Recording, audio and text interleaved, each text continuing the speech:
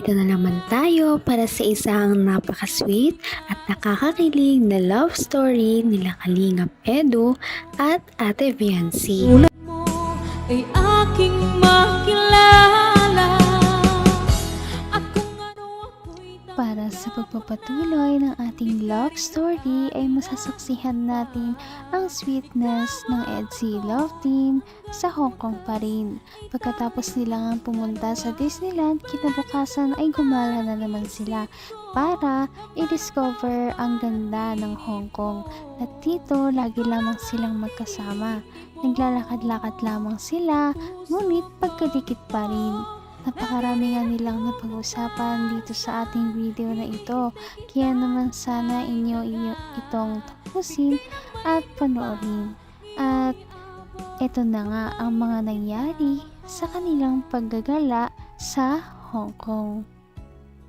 Napakarami na namang mga kilig moments at banat galing kay Kalingap Edu.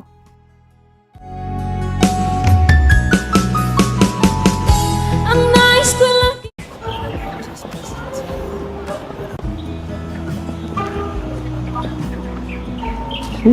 Grabe. Tago ko muna ng tigkonti ha. Bira. Saan ba tayo pupunta dito? Kitamian! Gusto ko maingay, bihira ka. Kitamian, oo. Pagbigyan mo na ako, bihira na tayo lumabas dito. Pagod na. Wow. Kakaano naman, oh. Grabe na pag ito ah. Ha? Bihira ka naman, oh. Sobrang tagal ko nang hinintay itong pagkakataon na ito para masulong ka. Tapos, yung pa ako pagbibigyan, oh. Bihira tayo mag-ibang bansa. Iba pa rin pag dito, yun, oh. Iba pa rin ang feeling dito. Papanood ko lang to sa Korean drama. Kaya nga eh. Kaya nga ito, oh. Tinitestingan ko na kung paano talaga yung ginagawa nila dito sa movie, oh. Testingan na wala. Ganun. Dito tayo.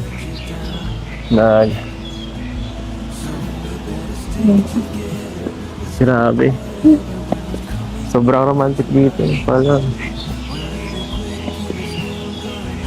saktong-sakto itong oras, araw ng mga puso talaga dito. Bagay na bagay ang pag-travel natin. Punong-puno dito ng magiging punong-puno ng pagmamahalan nitong travel na to. Kung ano ako'y tanggap mo na, hindi ka rin nag-alinlangan pa. Grabe naman ang kaswitan ng love team na ito dahil sa kanilang paggagala, hindi lamang sila simpleng nag-uusap dahil naka-holding hands pa. Ano na kaya ang tunay na sitwasyon ng kanilang relationship?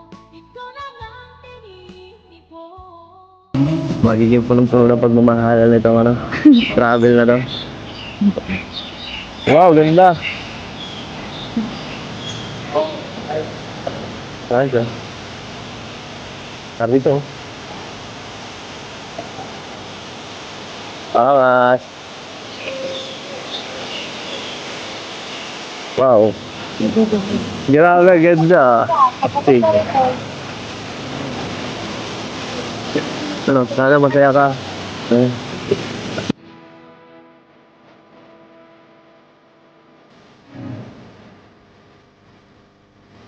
Napakagandang paligid ito. Grabe, sobrang ganda dito. Sobrang ganda dito. Ako lang ba o parang mas lalong gumaganda ka rito? Bagay sa'yo mga outfit mo. Hindi naman ganyan ka-sexy yan ah. Aray ko. Hindi, dati naman wala. Dati na maganda. Oo, may pinapaganda kang iba ah. Wala. Nalaglag yung cellphone mo. Walang makasagip mo dyan. Sige, tingin ka daw. Naman ang bawat panaginip ko, ikaw lang ang Kahit saan mo talaga dalhin si Ate Fiancé ay hindi ka ma-disappoint sa kanyang kagandahan. Kahit na gaano kagarbo o kasimple ang kanyang kasuotan ay talaga namang mamangha ka sa kanyang kagandahan. Kaya naman, hulog na hulog si Kalingap Edu. Di ko napansin yan. Biglang tumubo ah. Nakikita mo yan, niloloko mo ako eh. Simple ka ah. Bagay na bagay, oh.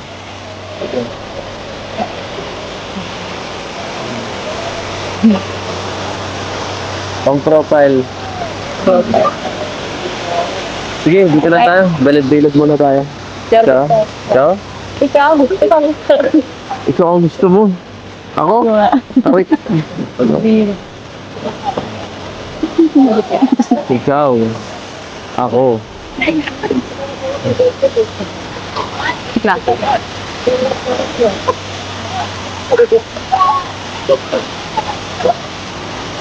Hindi. Ganda. Ikaw at ako.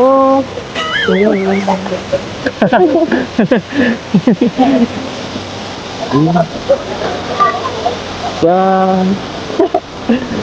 aking mundo ay papaka saya masaya. Naiiyak ang daming tao. Ha? Alam mo, wala silang maintindihan sa sinasabi natin. Hayaan mo mga yan. Hanggang wakas ay tayo ng dalawa. Palagi kang naman ang isip. Dagdag na naman ito sa kanilang mga memories ng mga travel. Sana nga ay masundan pa ang kanilang travel ng mga ganito dahil talagang nag-e-enjoy ang kanilang mga viewers sa panonood ng kanilang mga sweet moments kapag sila ay gumagala. Dahil palagi na lamang kasi dati na nasa bahay lang sila nagtidate. Ngayon, mas maganda talaga na nasa labas sila.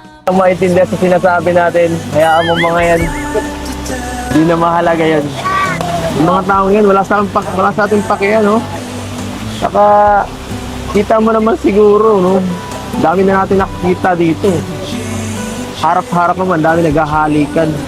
Oo. Kahit yun, Ano naman? kahit, alam mo, kahit nagkisga kita dito, walang matingin yan eh. Mayala. Ano yan? Ano yung tingin na yan? Grabe ah. Kanina po pa tinititigan ng ganyan. Pangit ba suit ko? Hindi. Bagay na. Katanggap-tanggap ba ako? Ibang ano ko dito eh. Ibang passing ko dito eh. Out of place na ako dito. Hindi ako marunong pumorma ng pang... Hindi. Bagay nga sa'yo. Para kang ano, Koreano. Ano gusto mo? Koreano o Chinese? Filipino. Filipino? Filipino ka eh. Joke lang. Magandang umaga po. Magandang umaga, madam. Pwede ba makapagkilala? Sa magandang dalagang yan.